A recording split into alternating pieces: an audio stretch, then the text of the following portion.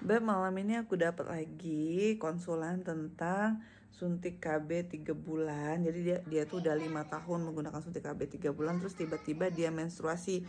Tapi menstruasinya itu nggak banyak, kayak flek-flek aja, terus perutnya sakit kayak mau menstruasi. Oke, jadi kita bahas ini chattingannya ya, Beb.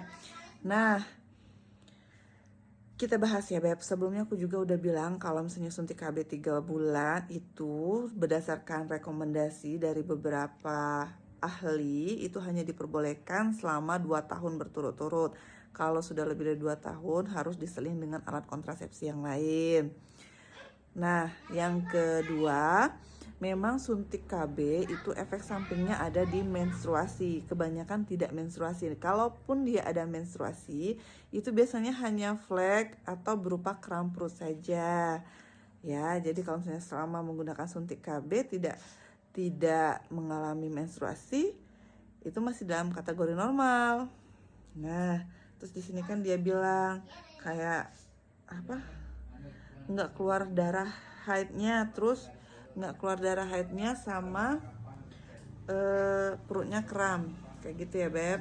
Nah, soalnya udah aku jelasin ya, jadi masih dalam batas normal. Kemudian bukan yang nggak keluar darah kotor Beb, nggak mens itu, tapi memang hormon di dalam suntik KB 3 bulan itu yang bikin kita nggak mens karena dia tidak terjadi penebalan dinding rahim. Nah, kalau misalnya kita mau mens itu kan harus terjadi penebalan dinding rahim terlebih dahulu. Karena adanya penebalan dinding rahim, kemudian sel telur tidak dibuahi, maka akhirnya dinding rahim itu luruh dan itulah jadi darah kotor, darah menstruasi, sore. Jadi bukan karena darah kotor atau darah menstruasinya tertimbun di perut.